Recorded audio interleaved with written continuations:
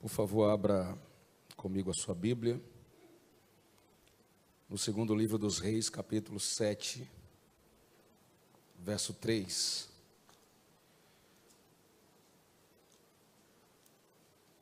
Enquanto você faz isso, eu quero glorificar a Deus por estar entre os irmãos mais uma vez.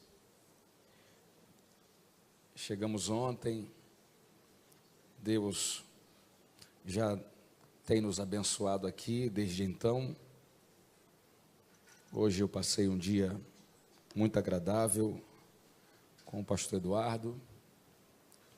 E sempre que eu venho aqui, eu volto muito edificado para minha casa. A gente vem na proposta de ser bênção para os irmãos, e sempre acontece que os irmãos são bênção para nós. A minha igreja está ficando, em muitos aspectos, parecida aqui com a igreja dos irmãos. Eu venho para cá para aprender e implanto lá na nossa igreja. Aqui eu aprendi a importância de reunir as crianças na frente, de orar por elas e liberar para o departamento infantil. E desde então a gente tem feito assim lá na Ilha do Governador. A cantina da nossa igreja vivia dando problema. Os departamentos brigavam para ver quem tinha direito de usar a cantina. Aí eu cheguei aqui e vi, cantina missionária. Conversei com o pastor, ele me explicou. Pronto, a nossa cantina agora é missionária. Nunca mais teve contenda. E os missionários agradecem. Glória a Jesus. E hoje eu já aprendi coisa nova com o pastor, referente ao Ministério de Família, que em nome de Jesus, contando com as orações dos irmãos, nós pretendemos implantar lá. Então o senhor está criando uma congregação lá na Ilha do Governador, pastor, dentro do ministério da ilha. Vamos lá, segundo livro dos Reis, capítulo 7, verso 3. 4 homens leprosos estavam à entrada da porta, os quais disseram uns aos outros: para que estaremos nós aqui até morrermos? Se dissermos, entremos na cidade, há fome na cidade, e morreremos ali. E se ficarmos aqui, também morreremos. Vamos nós, pois, agora e demos conosco no arraial dos sírios. Se nos deixarem viver, viveremos. E se nos matarem, tão somente morreremos. E levantaram-se ao crepúsculo para irem ao arraial dos sírios. E chegando à entrada do arraial dos sírios, eis que não havia ali ninguém. Porque o Senhor fizera ouvir no arraial dos sírios ruído de carros e ruído de cavalos, como ruído de um grande exército. De maneira que disseram uns aos outros: eis que o rei de Israel alugou contra nós os reis dos heteus e os reis dos egípcios para virem contra nós. Pelo que levantaram e fugiram no crepúsculo e deixaram as suas tendas, os seus cavalos e os seus jumentos e o arraial como estava. E fugiram, observe, para salvarem a sua vida. Chegando, pois, estes leprosos à entrada do arraial, entraram numa tenda e comeram e beberam e tomaram dali prata e ouro e vestes, e foram e os esconderam. Então voltaram e entraram em outra tenda, e dali também tomaram alguma coisa e a esconderam. Verso 9. Então disseram uns para os outros: não fazemos bem. Este dia é dia de boas novas, e nos calamos. Se esperarmos até a luz da manhã, algum mal nos sobrevirá. Pelo que agora vamos e anunciemos a casa do rei. Glória a Deus. Podem tomar assento, queridos. Graças a Deus. Eu não canso de aprender coisas dentro dessa passagem bíblica. Toda hora, toda vez que ponho os meus olhos nessa história, de alguma maneira Deus fala comigo. E de alguma maneira Deus encontra coisas novas para me falar. E eu quero compartilhar algumas com os irmãos aqui. Esse cenário que nós testemunhamos aqui na leitura que fizemos, ele está dentro de uma história um pouquinho maior que essa. Os irmãos sabem que Israel sempre enfrentou, até hoje, sempre enfrentou muita oposição à sua existência. De uma certa forma, os povos ao redor de Israel, desde o seu nascedouro, nunca aceitaram a existência de Israel. Se você procurar na internet a fala de alguns líderes muçulmanos, de algumas autoridades islâmicas ou árabes, vocês vão ver que, em geral, o discurso deles com relação a Israel gira mais ou menos em cima do seguinte: enquanto Israel existir, nós não vamos cessar a guerra. Então, matematicamente falando, ou morre um ou morre outro, porque enquanto Israel estiver vivo, eles vão continuar lutando até o último homem cair. E essa sempre foi uma condição que Israel teve que enfrentar. Desde o momento que Israel volta do Egito para a terra que era dele, porque Abraão comprou aquele lugar, desde que Israel volta, ele nunca foi aceito. E Israel cometeu um erro terrível na conquista da terra prometida, que Deus tinha dito para ele não cometer. Qual foi o erro que Israel cometeu? Deus disse a ele: não deixe ninguém vivo. Eu quero que todos os habitantes dessa região sejam exterminados, até o último homem. Não deixe mulher, não deixe criança, não deixe velho, não deixe ninguém vivo. Então era uma geração condenada. E eu sei que isso pode assustar hoje em dia, mas Deus é dono da vida, dono da morte, Ele é juiz de tudo. Então Ele julgou que aquelas nações não poderiam continuar existindo. E Ele exigiu que Israel fizesse por Ele esse trabalho. E Deus alertou: se vocês não fizerem isso, para sempre eles lhes servirão de tropeço. Deus antecipou esse negócio. Israel não fez o que Deus tinha mandado. Na conquista da terra prometida, Josué venceu no espaço de 5 anos de guerra. Não há na história militar nenhum caso semelhante a esse. Nenhum general conseguiu uma façanha como essa de Josué. Em 5 anos de batalha, ele derrotou 31 nações. Em 5 anos, sabe o que é em 5 anos de guerra? O cara vencer 31 exércitos diferentes. Deus deu a Josué essa vitória. A bênção, a unção da vitória estava sobre Josué.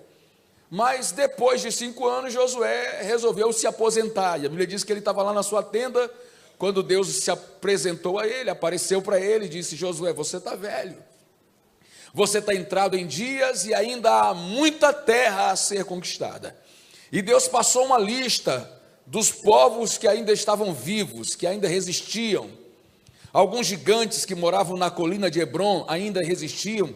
Gibeon ainda existia. Deus foi passando uma lista de quem deveria ser exterminado ainda. Josué ouviu e transferiu essa tarefa para os seus filhos, para os seus descendentes, para a próxima geração. Mas a Bíblia diz no começo do livro dos Juízes que morreu a geração de Josué, e no lugar dela levanta uma que não conhecia o Senhor e não tinha visto os seus grandes feitos. E essa geração se acomodou, ela acostumou a conviver com esses povos ao seu redor. E a Bíblia diz que esses povos fizeram Israel tropeçar. E o livro dos Juízes é o livro mais impressionante em termos de história militar que existe. Porque uma hora Israel vai lá em cima, se torna uma espécie de hegemonia bélica da região, e logo depois Israel vai lá embaixo e se torna escravo, passa 40 anos de escravo, 20 anos de escravo, 18 anos, a depender da situação. Então é uma verdadeira curva de sobe e desce o tempo inteiro. Israel vive isso. E essa história, ela alcança o tempo dos reis. Aqui estamos no tempo em que Israel estava enfrentando uma dificuldade que é consequência disso que eu estou contando. E o principal adversário de Israel, nesse momento aqui, é o povo da Síria, que na época já se organizava como grande nação imperialista, uma nação cruel. E em muitos episódios desse livro, a Bíblia relata vitórias que o rei da Síria teve sobre Israel. Inclusive um dos maiores milagres da Bíblia, que é a cura do general Naamã, um homem que era leproso, apesar de vitorioso, leproso. A cura desse homem acontece exatamente no momento desse, em que a Síria tinha hegemonia, a Síria tinha superioridade. A Bíblia diz que pelas mãos do general Naamã, Deus deu vitória à Síria. Deus usou a Síria para punir Israel em seus pecados. Na casa do general, vocês conhecem a história, tinha uma moça de Israel, escrava, trabalhando para a senhora dele. Uma moça que foi conquistada, que foi afastada da sua família, que perdeu o direito da liberdade e se tornou escrava do general Naamã, servia a mulher dele, a patroa dele. Enfim, esse é o quadro. A Síria é a pedra no calcanhar de Israel agora. Ela é a nação opressora. Ela é a nação dominante, poderosa, invencível. Israel não tinha a menor condição de sair de debaixo do jugo do rei da Síria. Quem era o rei de Israel nessa ocasião, pastor? Um homem chamado Jeorão, filho de Acabe, tão maligno quanto o seu pai, um endemoniado, diga-se de passagem, um endemoniado. O cara não tinha o menor temor de Deus. Ele não tinha temor de Deus, mas ele aprendeu a respeitar Eliseu. E é impressionante isso, o homem não teme a Deus, mas aprende a respeitar Eliseu. Por que ele aprendeu a respeitar Eliseu? Porque por intermédio de Eliseu, Deus deu muitos livramentos ao rei de Israel. O rei da Síria montou muitas emboscadas contra o rei de Israel, e Eliseu mandava avisar antes: não passe por ali, porque o rei da Síria prepara uma emboscada. O rei de Israel não temia Deus, mas tinha respeito por Eliseu e por outros profetas também, do seu time e contra o seu time. Então ele tirava o exército daquela posição e mandava alguém conferir, dizia: tinha mesmo uma emboscada preparada. É por isso que a Bíblia diz: creia em Deus e creia também nos seus profetas. Este homem vai testemunhando que a palavra na boca de Eliseu acontece do jeito que ele profere. Há uma experiência aqui tremenda. Deus mostra a Eliseu como vencer o exército do rei da Síria. O rei da Síria fica oprimido do outro lado, e ele arma uma reunião com os seus generais, e ele pergunta: um de vocês aqui está me traindo, eu quero saber quem é o traidor. Me parece, pelo que a gente conhece da história, que a fala do rei queria dizer mais ou menos o seguinte: se não me disserem quem é o traidor, morre todo mundo aqui. E um daqueles generais olha para o rei e diz a ele: rei, ninguém aqui está te traindo, nós somos leais. O que está acontecendo é que lá em Israel tem um profeta, oh glória. O nome dele é Eliseu, e os seus mínimos pensamentos no interior da sua recâmara, Deus faz Eliseu saber na casa dele. Oh glória. E aí a Bíblia diz que o rei disse: bom, se Eliseu é o problema, se Eliseu é o escudo desse povo, eu quero dar glória a Deus, irmãos, porque bem-aventurado é o povo que tem um profeta no seu meio. Porque esse profeta servirá de proteção, servirá de escudo, de livramento para o povo. Geralmente o povo que o profeta protege é quem mata ele, é quem extermina aquele profeta. Mas enquanto o profeta vive, por uma vocação divina, ele é o guardião daquele povo. E eu quero glorificar a Deus pela vida de todos os profetas que Deus ainda tem levantado sobre a terra. Então Eliseu era o problema. Me ajuda no retorno aqui, profeta. Eliseu era o problema. O rei disse: bom, então vamos matar quem? Vamos matar Eliseu. Vamos acabar com Eliseu e a situação está resolvida. E ele ordena um cerco com todo o seu exército para pegar um homem só. Eliseu, oh glória. Esse cerco é montado em torno da casa de Eliseu. O rapaz de Eliseu sai na porta. E quando vê aquele cerco em volta do lugar, ele grita e diz: ai meu senhor, porque nós vamos perecendo. Eliseu diz: Senhor, rogo-te que abra os olhos deste moço para que ele veja. E as escamas lhe caíram dos olhos, e ele viu ao redor do exército da Síria. Eu quero dar glória a Deus, porque a gente acostumou que o exército de Deus está ao nosso redor, e o do inimigo ao nosso derredor. Não é isso que a gente aprende? O anjo do Senhor acampa-se ao redor daqueles que amam a Deus e os livra. E o diabo, nosso adversário, anda ao derredor. No caso de Eliseu, a disposição militar estava invertida.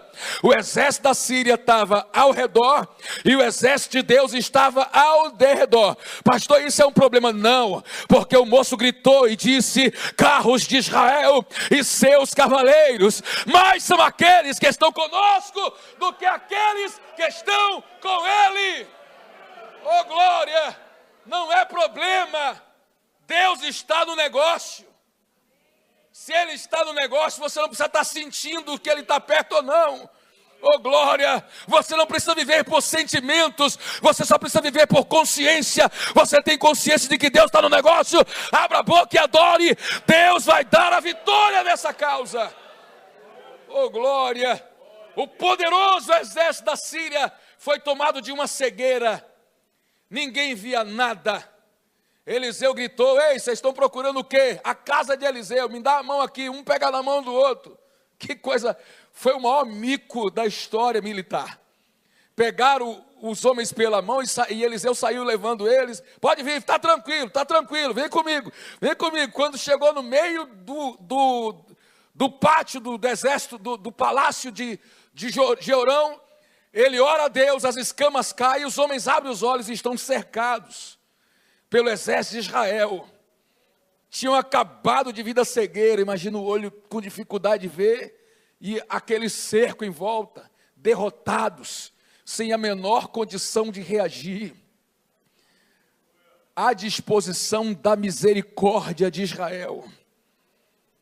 E dali por diante, o rei da Síria volta envergonhado para sua cidade, humilhado porque nada pôde fazer. Certamente deve ter deixado as armas ali, certamente tomou uma cuspida aqui, um tapa ali, um xingamento lá, saiu dali humilhado, uma vergonha de nível mundial.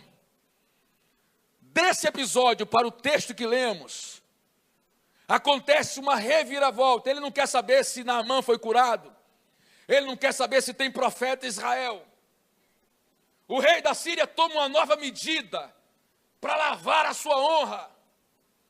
Ele não sai mais da peleja. Ele não põe um homem para guerrear contra Israel, porque ele sabe que não adianta. A estratégia dele agora é cortar as fontes de água e cortar as fontes de suprimento. Ninguém entra para vender mais nada naquela cidade. A cidade de Samaria, o ódio do rei era violento, ele queria matar Israel de fome lá dentro. E ele estava obtendo sucesso, porque a Bíblia diz que estavam comprando uma cabeça de jumento por 80 ciclos de prata. As pessoas estavam comendo esterco de pombo para sobreviver. A coisa estava tão cruel que duas mulheres fizeram um acordo entre elas. Elas combinaram, uma disse para a outra: hoje a gente come o meu filho e amanhã a gente come o seu. A mulher concorda e cozinham o filho de uma delas. E elas jantam o menino, elas almoçam o menino. Imagine que cena, a fome era terrível. E no dia seguinte, a que tinha matado o seu filho foi na porta da outra, disse: estou com fome de novo. Cadê o seu menino? Para a gente fazer um cozido com ele. E a moça escondeu o menino. Já não estava mais com a mesma fome de ontem, então agora ela teve consciência. Ela rompeu o acordo. Ela não quis mais oferecer seu filho. A que deu o filho dela foi até o lugar onde o rei estava, caminhando por sobre o muro, e disse: rei, essa mulher aqui está quebrando uma aliança que fez comigo. Nós combinamos de comer meu filho ontem e comeu dela hoje, e ela escondeu, ela não quer dar o filho para a gente comer. A Bíblia diz que nessa hora o rei rasga as suas vestes e ele grita: mulher, porventura eu estou no lugar de Deus que trouxe essa desgraça para a gente? Porque ele disse assim: Deus podia ter deixado a gente matar aquele exército inteiro aqui, a gente podia ter exterminado todo mundo, mas Eliseu foi liberar eles. Faça-me Deus o que bem entender, se amanhã, a essas horas, Eliseu não estiver morto. Porque agora a culpa de quem é? É do miserável do profeta. É ele que tem que morrer. Se ele morrer, resolve o problema. E mandou um mensageiro: vai lá e pega Eliseu.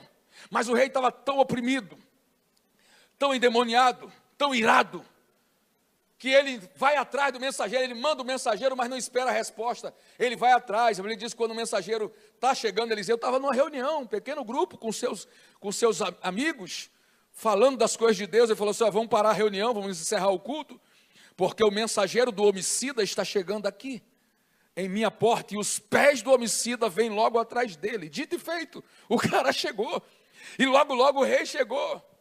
E o rei já chegou bradando contra Eliseu. E Eliseu: fique calmo, rei, calma, para de histeria. Você está cansado de saber que tem profeta em Israel. Oh glória, amanhã, a estas horas, você não marcou para morrer até amanhã? Então deixa eu dizer o que vai acontecer amanhã. Amanhã, a estas horas, vai haver abundância, oh glória, de bens nessa cidade. Vocês vão comer com fartura. Deus manda dizer. Aí um capitão que estava do lado, também oprimido, endemoniado, disse: nem se Deus abrisse janelas dos céus, essa palavra poderia se cumprir. Ele falou: você vai ver com os teus olhos, mas não vai poder experimentar. Por quê? Porque as coisas boas e agradáveis, as coisas preciosas de Deus, são para aqueles que creem. Se há alguém aqui que crê, recebe e glorifica o Senhor. Amanhã Deus vai mudar essa situação. Esse quadro vai estar invertido, porque Deus ainda é Deus. Abra a boca comigo e declare: Deus ainda é Deus. Deus ainda é Deus. Oh, aleluia. Amanhã, essa mesma hora, prepara a mesa, porque vai ter banquete. E a Bíblia diz que na tarde daquele dia, no crepúsculo, foi o texto que lemos, 4 homens leprosos na porta da cidade. Eles não podiam entrar, claro, leprosos eram sempre excluídos, eles ficavam do lado de fora, que também estavam com fome. Por que eles estavam com fome, pastor? Porque quem alimentava os leprosários eram as pessoas caridosas que moravam dentro da cidade. Elas iam lá e jogavam dentro do leprosário comida para os leprosos. Mas ninguém está podendo sair, ninguém tem nada o que comer lá dentro. Então os leprosos estão com fome aqui, além de lepra, fome.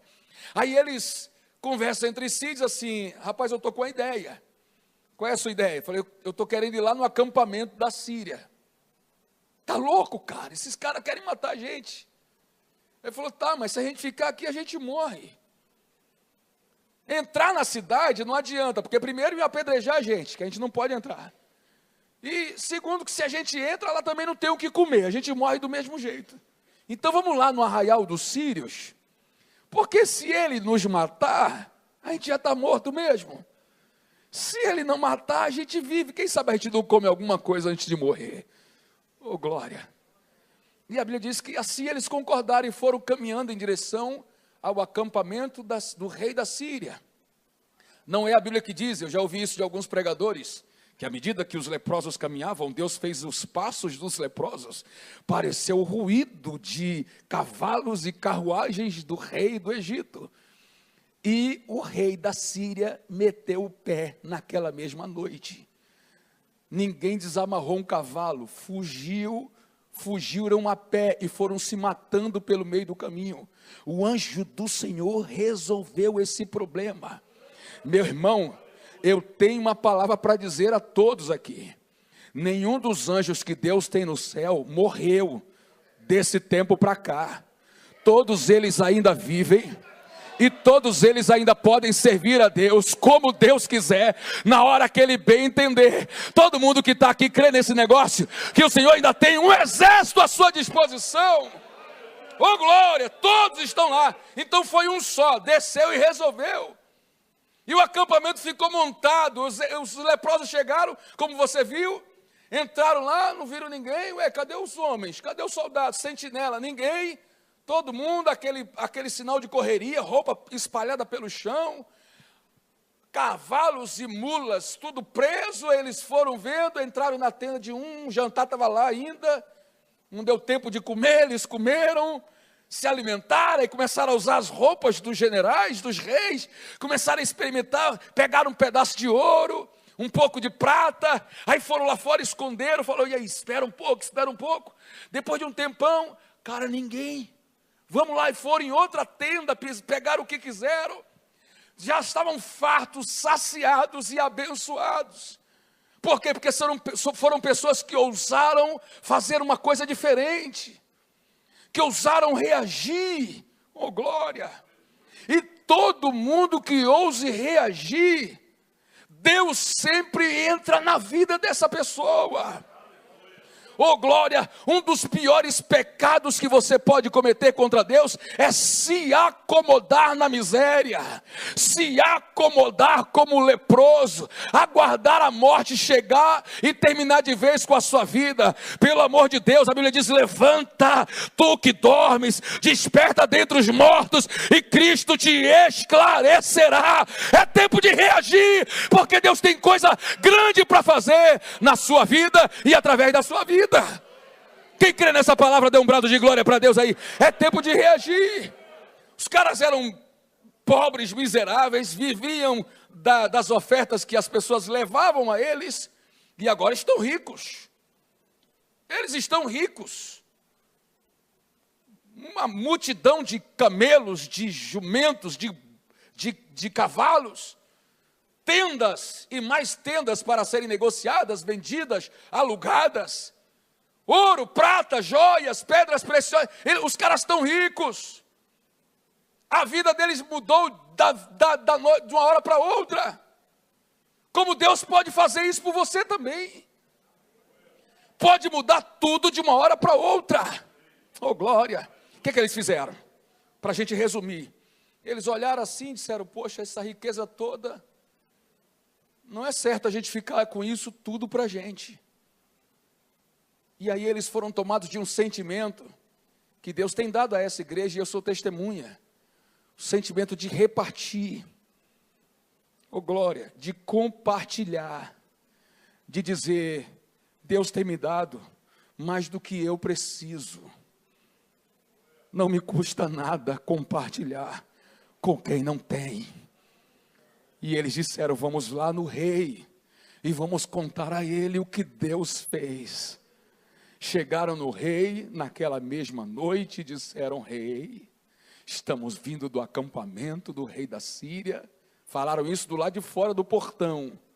Falaram com sentinelas ali, ó, estamos vindo do lado de fora do acampamento do rei da Síria, não tem ninguém lá, eles abandonaram, alguma coisa aconteceu. Está tudo lá, deixaram tudo, aqui estão as provas do que estamos falando. Levaram a notícia para o rei fez uma reunião e decidiu mandar alguém, um mensageiro veloz, para conferir se o que os homens disseram era verdade. Esse mensageiro foi e voltou com o relatório, rei, é verdade. E o rei anunciou na cidade, o povo saiu com a multidão, todo mundo pegou o que quis, depenou o acampamento do sírio e voltou. A história termina com o capitão na porta da cidade, porque o incrédulo é terrível, nem para ele ir junto, pastor. O cara não prestava nem para ir junto. Ficou na porta, o povo entrou com tanta violência na cidade, que o capitão foi atropelado e morreu. Não pôde comer nada, exatamente como Eliseu havia predito. Queridos, essa história é linda e a gente tem muita coisa para extrair de dentro dela. Eu quero considerar uma única verdade, porque eu sei o tempo que eu tenho aqui para pregar. Então, deixa eu passar para os irmãos uma única verdade que está dentro dessa linda história de provisão e de milagre de Deus, e que eu quero aproveitar para abençoar a sua vida de uma vez por todas. Aqueles homens eram ricos, prósperos, podiam montar os melhores camelos da época, podiam se vestir com as melhores roupas que alguém podia ter na época. Só tem um problema na história dos leprosos, é que eles permanecem leprosos, e eles não podem entrar na cidade.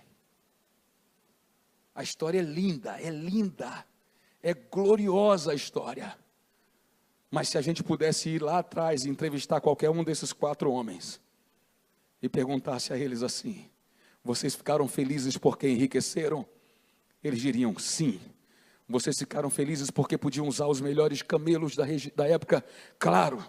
Vocês ficaram felizes porque tinham as melhores roupas, as roupas das melhores grifes? Claro. Mas nós trocaríamos tudo isso pelo privilégio de não ser mais leproso e poder voltar a entrar na cidade. Glória ao nome de Jesus. Pastor, de tudo que o senhor contou, dessa história que o senhor narrou para a gente, qual é a verdade, qual é a moral dessa história que Deus tem para mim? Deus diz assim, irmãos: eu posso mudar o cenário das vossas vidas, de um momento para o outro, oh glória, com um estalar de dedos eu mudo a história. Eu arranco a crise, eu trago a prosperidade. Eu tiro a doença, eu trago a saúde. Oh glória, eu tiro a confusão e eu trago a paz. Eu tenho poder para mudar o cenário. Oh glória, eu tenho poder para mudar a história de qualquer pessoa. Eu tenho poder para mudar a sua condição financeira hoje ainda. Você vai dormir pobre, vai acordar rico, porque Deus é poderoso para isso. Mas eu sei que não é isso que está no nosso coração. Eu sei que esse não é o maior tesouro que Deus pode nos dar. Pastor, qual é o maior tesouro? Pergunta para o leproso e ele vai te dizer: eu queria ter recebido o que Naamã recebeu. Eu queria ser abençoado com a cura da minha lepra e poder entrar na cidade de novo. Por quê? Porque é melhor ser pobre e poder entrar na cidade e não ser leproso do que ser rico e ficar do lado de fora, mesmo com todo o ouro que carregamos. A gente precisa entender essas coisas. Nós precisamos entender que Deus pode dar tudo o que a gente precisa. E eu dou glória a Deus por isso. Se Deus me der, não se preocupe, eu não vou rejeitar. Eu vou abraçar todas as bênçãos que Deus tem para mim. Mas uma coisa é certa: que Ele não me deixe terminar a história no meio dos leprosos. Oh glória, que Ele não me deixe terminar a história do lado de fora da cidade.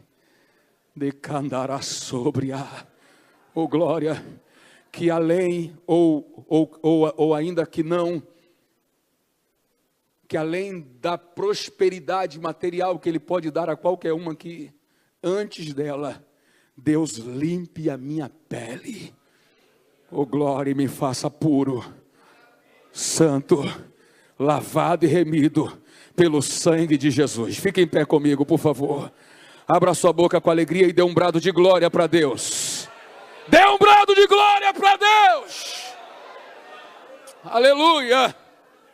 Irmãos, tem um propósito só nessa palavra: despertar você para uma realidade que as igrejas estão distraídas. Qual, pastor? A vida é mais do que a vida que a gente tem. Tem um negócio depois disso. Tem um negócio depois desse negócio chamado vida. Toda vez que eu sou chamado para celebrar uma cerimônia fúnebre, eu chamo a atenção para a pessoa que está deitada. Eu faço todo mundo olhar para quem está deitado. E eu digo assim, eu pergunto: independente da fé que você professa, olhe para essa pessoa aqui. Dá para aceitar que acabou? Alguém se convence que não tem mais nada depois daqui? A pessoa mais incrédula, olhando para uma pessoa deitada num caixão, consegue aceitar, lá dentro ela aceita que acabou, que vai desintegrar no chão e não tem mais nada? Não, ninguém consegue negar isso. É por isso que a Bíblia diz que no lugar onde há luto, é melhor do que no lugar onde há festa. Porque ali a gente reflete. Ali brota a sabedoria. Então a gente olha para aquela pessoa e diz assim: ele vai continuar em algum lugar. Esse negócio vai continuar em algum lugar. Então, nós estamos vendo hoje em dia uma geração que só se preocupa com a fome, gente. Só se preocupa com a grife. Só se preocupa com as coisas materiais. Algumas gostam de ajudar, como os leprosos foram lá e ajudaram. Mas que adianta terminar a história leproso? Que adianta terminar a história sem poder entrar na cidade? Você está entendendo onde queremos chegar? Tem algo além disso aqui, chamado eternidade. Oh, glória! Deus quer você dentro da cidade dele. Sabe que cidade é essa? A Bíblia diz que lá não haverá mais pranto, nem clamor, nem dor, porque todas as coisas passaram e tudo se fez novo. Oh, glória! Você devia glorificar o nome de Jesus. A verdadeira vitória não é usar a roupa do rei. A verdadeira vitória não é morar na casa dos príncipes. A verdadeira vitória é ser perdoado, é ser remido, é ser purificado pelo sangue de Jesus e poder entrar na cidade santa pelas portas. Essa é a verdadeira vitória. Entre ser um Naamã e ser... Tomou até um calote, ele foi roubado na história. Agora, entre ser um Naamã e ser esses homens, eu preferia ser Naamã. Porque ele disse: nunca mais me curvo diante de outro Deus. O que é que Deus quer de mim, pastor? Deus quer purificar você. Deus quer arrancar a lepra que está sobre a sua vida. Eu queria que a igreja me ajudasse orando agora. Feche os seus olhos, ore comigo. Ore comigo, por favor, em nome de Jesus. Glória a Deus. O que é que você vai pedir a Deus agora? Você vai pedir a Deus para purificar os leprosos. Pessoas que ainda estão marcadas pelo pecado, marcadas pela distância que possuem de Deus. No reino espiritual as coisas se distanciam pela natureza que tem. Uma coisa está distante da outra, se uma for boa e a outra é ruim, elas estão distantes.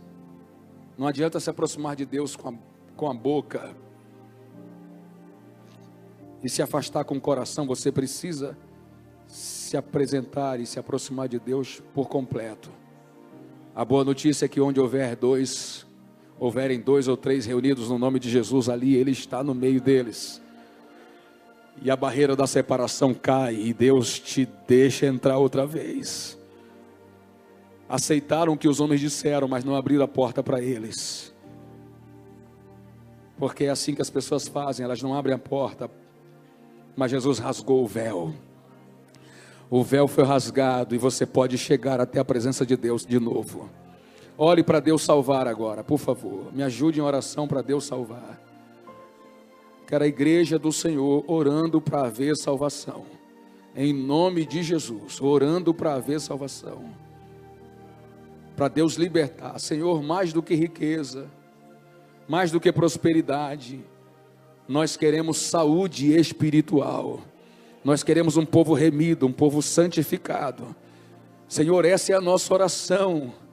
Alcance, meu Senhor, todas as pessoas que aqui estão perdidas, todas as pessoas que não conseguem se encontrar, todas as pessoas que a única coisa que conseguem enxergar são necessidades materiais. Em nome de Jesus Cristo, meu Senhor, tenha misericórdia e transforme a vida dessas pessoas. Transforme a vida de cada uma delas para a glória do Teu santo nome. Eu sei, meu Deus, que assim como Israel, todos nós estamos sofrendo as consequências das escolhas e das decisões que tomamos lá atrás. Mas para isso se manifestou Jesus, para desfazer as obras do diabo. E nós rogamos em nome de Jesus Cristo que o Senhor faça um milagre em favor do Teu povo, meu Senhor. ajudando a que todos conheçam a tua salvação, sejam libertos e remidos, em nome de Jesus. Permaneça em pé, permaneça em pé. Quantas pessoas estão conosco aqui? E o coração não está tão preocupado assim com coisas materiais. Eu não quis sugerir na pregação que se preocupar com coisa material é pecado. Claro que não. Claro que não. O texto não dá liberdade a isso e eu não tenho a intenção de passar essa ideia. Você tem toda a liberdade de se preocupar, de correr atrás de uma melhora da sua vida. E que Deus te abençoe nisso. Mas quantas pessoas estão conosco aqui e que não estão tão preocupadas com a sua prosperidade material, mas querem sair daqui hoje salvas. Querem sair daqui hoje com o seu pecado perdoado. A lepra na Bíblia é comparado ao pecado. O leproso é uma pessoa afastada de Deus e da comunidade dos santos. Eu sei que pode doer, porque nós somos uma geração muito distante dessa realidade de Eliseu. Então alguns termos chocam a gente. Mas o que o Senhor veio dizer é: eu posso te curar. Eu posso te libertar. Temos alguém aqui que quer entregar sua vida para Jesus e sair daqui hoje perdoado? Você pode continuar com as mesmas dificuldades financeiras por algum tempo ainda, mas pelo menos o seu nome vai estar escrito no livro da vida. Oh glória, pelo menos você vai sair, vai terminar a história limpo. Oh glória, salvo, perdoado pelo poder de Deus. Quem está conosco e gostaria de entregar sua vida para Jesus hoje? Aqui embaixo ou lá na galeria, por favor me ajudem, irmãos. Vejam aí do lado de vocês se há alguém que quer tomar essa decisão hoje. Há profeta em Israel, Naamã saiu da casa dele e foi lá. Podia morrer, podia não acontecer nada, mas ele creu. E quem crê vai ser salvo. Quem não crê, como disseram os leprosos, já está condenado mesmo. Mas quem crê vai ser salvo. Tem alguém conosco que quer entregar sua vida para Jesus? Faz um sinal com a sua mão assim. Senhor, toma o teu povo nas tuas mãos, toma os teus filhos, continua a abençoar a tua igreja, a prosperar o caminho dos teus servos, em nome de Jesus, e que acima de tudo, meu Senhor, a nossa história termine com a seguinte frase: e todos foram perdoados, em nome de Jesus, amém. Pode se assentar, ainda estamos num bom horário. Não saia ninguém antes de terminar com a bênção apostólica.